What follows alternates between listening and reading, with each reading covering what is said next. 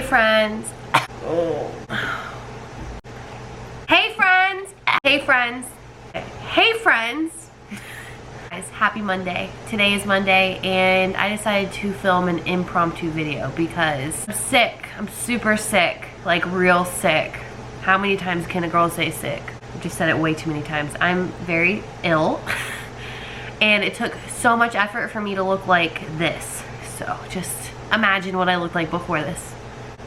It wasn't good. And I have a sweatshirt on because you know what they say about hoodies. You can Google it. So I really wanted to sit down and have a chit chat with you guys. It's been a while since we just sat and talked. Like a while. And I started my channel by sitting and talking about things that mattered to me, things that I thought other people would want to hear about, or people who could relate to me on things that I've talked about. You know, I just wanted to have that connection with you guys, and that's how this channel started. Is I had a connection with a lot of you about autism, keto, weight loss, weight gain, all of the things. And the one thing that I've touched on but I've never sat down and talked to you guys about is my eating disorder. Really weird to say out loud. Ooh, why did that just trigger something for me? I don't know if I've said it, but I don't know if I've ever said it like so nonchalantly. Like, I have an eating disorder. I do. Wow, I feel emotional. Oh, it's the Dayquil. I don't know if I can talk about this. I have an eating disorder and I'm still fat. It is possible, and you're probably thinking, what? And a lot of you who have been here probably are like, yeah, let's talk about it, because a lot of you have the same similar stories or situations or disorder that I do. And the disorder I have is binge eating disorder. It is a classified eating disorder. It's an actual mental illness. I was diagnosed with binge eating disorder when I was, round of therapy was at, I think I was 19 years old, 19 or 20. I have been in therapy my whole entire life. For those of you, I'll just give you a little backstory of my childhood. My parents were divorced when I was 8 years old, and both remarried. I don't know if I can talk about this. Space seems super dramatic. I don't want it to be super dramatic. I just want to get through this. So, oh God, it's the Dayquil. It has to be the Dayquil. So, both of my parents remarried. And for those of you who are new here, my stepfather, who I call Pop Dad, referred to as my dad, is not my biological father. My biological father and I no longer have a relationship. It's been almost 3 years since we've spoken. And there's reasons why. On both sides, I'm sure. And a lot of my eating comes from my childhood. I think when my parents got divorced, my mom tried to soothe me with food, and that's not her fault. She was just trying to make me feel better. That's how a lot of people feel better. A lot of people feel better by eating. I had never had a weight issue up until probably that point. I don't remember because I was a kid. I don't remember having a weight issue until after that situation happened. I don't really remember my parents ever being together, so that's not why I'm crying. I'm crying because there's just been so much that's happened since then. It's crazy. I developed food issues around the age of 10. I was overweight because I was eating all the time to make myself feel better, and it did. It worked. I felt great. Food really does make you feel better in the moment. It does make you feel better long term, but it does make you feel better in the moment. And I had a person in my life who made me feel disgusting and less than and not good enough because of my weight, and was constantly trying to fix me. And who knows the whole backstory of all of the things of why this person was trying to fix me, but it was very obvious and apparent even at the age of 10 years old, this person was trying to fix me and make me not fat anymore. And I'll never forget the day that this person said, "Why do you walk like that?" This person made fun of how I walked. I was 10. And we were on a vacation and I was wearing a one-piece or a two-piece bathing suit. I didn't know what being fat was because I had never been fat. And they grabbed me out of the pool and said, "We're going to get you a one-piece bathing suit. People are making fun of you." I was 10. This eating disorder that I do have and the way that I eat and the reason I am obese or have been obese or am still obese and fighting through obesity, I would not blame it on this person at all. I would say my food issues came from just wanting to please this person and wanting to please everybody, really, not just this person, because it's not fair. As much as I don't like this individual and I have ill feelings towards them, it's not fair for me to put my eating disorder and my food issues onto one person. It's not anyone's fault but my own. I have been obese my entire life. If it was a childhood thing and it was, then maybe, but at the same time, like, I've had eating issues since a very young age, and the binge eating kind of came into play around 10, 11 years old when I had to learn how to hide food because I was being cut off from eating, or I was put on Slim Fast. I was put on a lot of diets, and that really caused me to spiral out of control with my eating. And I remember hiding food under my bed and like waiting till everyone would go to sleep and like sneaking out in the kitchen and trying to get Pop-Tarts or just stuff my face with as much food as I could find. And then when they would notice it was missing, I would blame it on someone else. It caused a lot of lying, it caused a lot of dishonesty, and overall, like, just my mental health really started to spiral out of control. And the thing that you need to understand with people who have this eating disorder, it sounds like a cop-out, like, oh, you like to eat a lot of food in one sitting, boo-hoo. It's like, you have no idea the feelings that come over me when I want to binge. It is like I'm not a person. It's like something's inside of my head and I must eat everything in sight. And you don't get full, and it's the most odd feeling ever. I don't get full. I could eat so much food, it's disgusting. Like, if I tell you guys what I could eat in a binge, you would be like, what? Like, you would think that I would throw up or get sick, and I have gotten sick before. I've never made myself throw up, but I have gotten sick before. And I could put away so much food, it's scary. And this was happening my entire life. I've had bouts where wasn't as bad, or I've had, you know, years of my life where it wasn't so terrible, and I was just so busy being a 19-year-old or a kid where I was just rather drink and have fun with my friends than eat my feelings. So I've always kind of had this like addictive personality, and that's super, super frightening. And it's something that I had to realize at a young age, that I do have it in me to be addicted to things. So I need to make sure that I'm really mindful of that when I am in a social situation, like with drinking, and if you smoke or anything, I am susceptible to being addicted to anything, especially food. So I had struggled with that since I was a kid, and it caused a lot of issues in my personal life and my family life, and it wasn't anyone's fault but my own. As far as the lying, I would lie about eating, I would lie about a lot of things just to make people like me, or you know, it just was, it's a sick feeling knowing that you have to eat to live. You have to eat food. And I can't escape my addiction. I can't run away from it. I can't decide that I just don't want to eat anymore and put it down and never touch it again. Like, I have to eat to live. And that sucks because I can't get away from the one thing that's killing me. The one thing that can take me out is one of the main things I need to survive. It sucks. It sucks. It's not like, oh, feel bad for me, but it's just like, people don't understand. Like, I have had put on 100 pounds in like a year just from eating because I was so sad.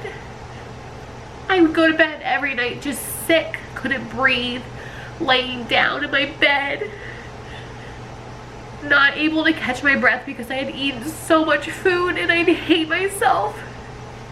I'd just lay there and say, tomorrow's a new day, we're gonna start over again, and I would do the same thing every single night, and I never knew why I was doing it. It just like would happen. And like with lots of therapy and all of, I worked out, like, I had childhood issues. I've had therapists my whole life, so like I said, so I've had a lot of therapy, so I'm able to like reflect on myself, and that's a really great tool that therapy gives you. But like, he let me know you know, you have childhood trauma. No, you weren't, like, I didn't go through anything disgusting, or nobody ever hurt me physically, nothing. But I have childhood trauma that leads to my eating disorder, and that just was amplified times 1,000 once I had Ella. I had really, really bad postpartum depression, which I've talked about a couple times as well. And my postpartum depression was, I was not sad. I was pissed. I was angry. I was sleep deprived, and I was so quick to snap on anybody. So my postpartum depression manifested into me gaining that 100 pounds after I gave birth to Ella. It just was a spiral. It was disgusting. And I felt like I was never gonna, like, I just felt like the days were passing. I don't have a lot of memories of Ella as a small baby because I was so depressed. And it's hard to say that out loud. It's hard to say that you were ever depressed because people see me as this happy, bubbly, hey friend, person, funny. I am all of those things, but like, I have mental health struggles, and I have gone through things, and I don't mind talking about them. I'm not ashamed of them. I think anybody who's ashamed of talking about mental health, you know, they're probably dealing with their own situations, you know. Not everybody is happy, and not everybody has not felt anything. And I feel like if you can learn from me, please, like, if anything, just know why you're doing it. I didn't know why for the longest time, why I was eating this way. And I'm eating this way because I can't deal with letting people down. The second I start to feel like I'm letting people down, myself, anyone, it like is a binge trigger for me, and I just decide to self-sabotage and just eat everything. I have had very few binges while on keto. I will say that. When I'm doing strict keto, I don't have the desire to binge because I guess I'm satisfied, or I feel so good about myself that it doesn't trigger anything. But I've had moments in the last like couple of months with all this loss that have triggered binge switches for me. And there's foods that trigger me so bad. Carbs. If I eat like from barbecue from this place called Dustin's, I feel like that place makes me binge.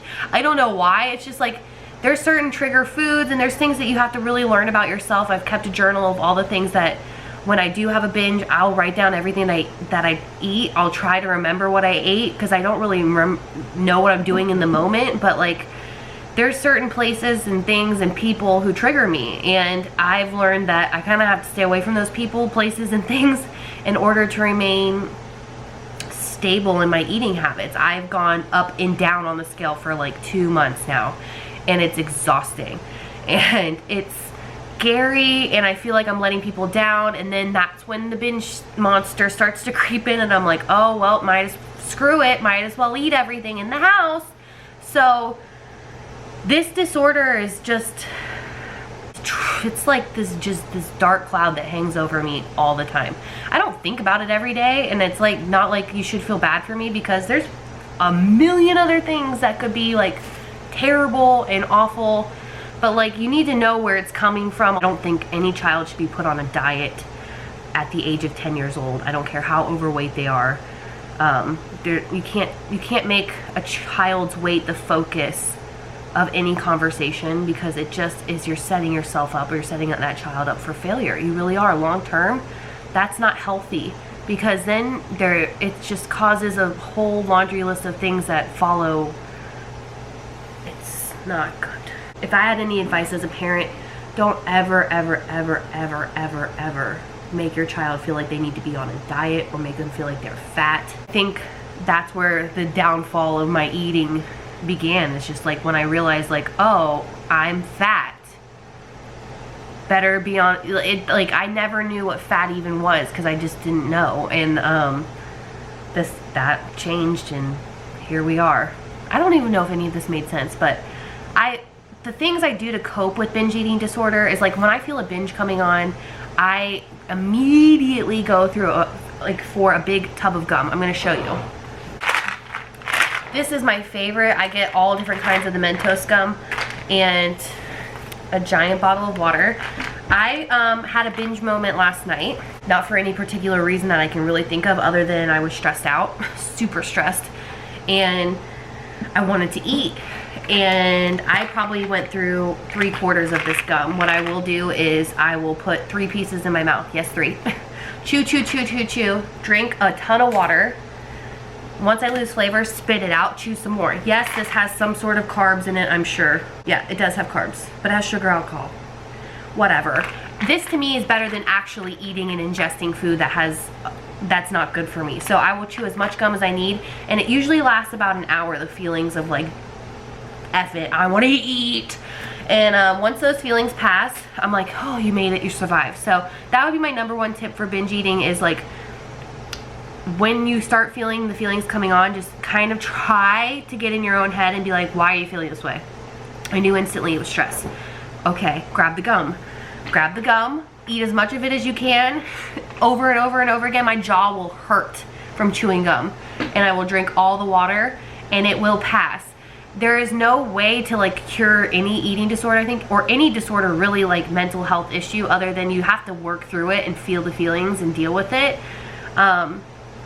This person that was in my life, that is no longer in my life, is not the reason I have this eating disorder, no matter how much I made it seem like that in this video. This person and I just have such a twisted past that this person didn't help. That's for sure. And there's people who love me and genuinely love me who also didn't help, and I didn't help myself. The only way I can help myself is by reflecting on like what I'm feeling and trying to make better decisions. That's really all I can do to help myself, and that's really all I can offer you to help yourself with this kind of eating disorder. Food is around us. We have to eat. We have to eat to live. And like an alcoholic can put the alcohol down and not touch it, or try not to. You can put drugs down, but you can't stop eating, and that sucks. It sucks. Like, I'm surrounded by Ella snacks right now. How easy would it be for me to eat these brownie little bites or some pretzels? Like, it would be so easy. It would be so easy. And like, I'm like a drug addict surrounded by all my drugs. It's so bizarre. I don't even know if I'll put this video up, to be honest with you, because I don't know how it's going to come across, but I just know that I'm not alone, and I know there's a million other people out there who suffer from the same exact thing that I go through with food, and to some extent everybody has some sort of issue with food, and if you don't, bless you. I can't imagine. I can't imagine living a life not being afraid of food. I just don't know what it feels like, or like live a life trying to not lose weight. I've always been on a diet. Always. I can't remember when I've never been on a diet. I've always been on a diet. It's kind of sad. I've lived 20 something years just making sure I don't eat too much or eating way too much and then trying to hide it. So, you know, if I have any advice, if you're young, don't worry about it, guys. As long as you're healthy and you're active and you're doing the best you can, don't worry about being on a diet or looking a certain type of way or trying to please someone. Who cares? Who cares? Just be healthy. Be your best self. If you're a postpartum mama and you're just so tired and your only sense of peace at night is eating a bag of cookies, have like 4. Put the bag down. I know it's hard, and I know it's isolating to be a mom and a stay-at-home mom, and it's hard to lose weight. It's hard to make good food choices. It's hard to be on a diet and not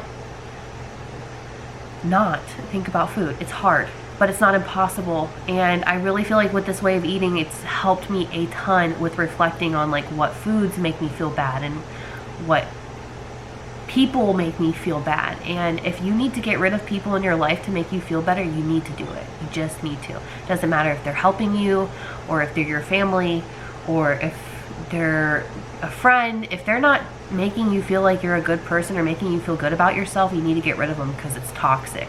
And that kind of energy is only going to make things worse for you in the long term. A spouse, anybody. You have to do what's best for you. And I believe in you guys. So if you have suffered with any kind of eating disorder or any mental health, you are not alone. There is so many resources for help. I strongly suggest getting you a good therapist, girl. If you don't have insurance, that's fine. Here I am. Let's talk. Let's start a conversation down below. Let's talk and be friends and be open and be supportive, and most importantly, just be kind to one another down in the comments. Just be understanding, and it's okay if you don't get where I'm coming from. It's okay if you don't understand it, and it's okay. It's all gonna be okay, okay? I just have to talk about it. I really do. People don't really talk about it. No, not anybody that I know in my real life, but I'm sure it's on the internet. But I feel like I did have a moment last night where I wanted to binge so bad. So bad. And I didn't, and that's a victory.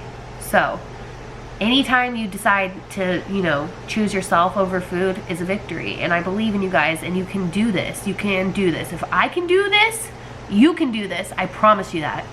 I love you guys. I don't know if this video made any sense. Like I said, there's so much Dayquil here involved in this. I can't even.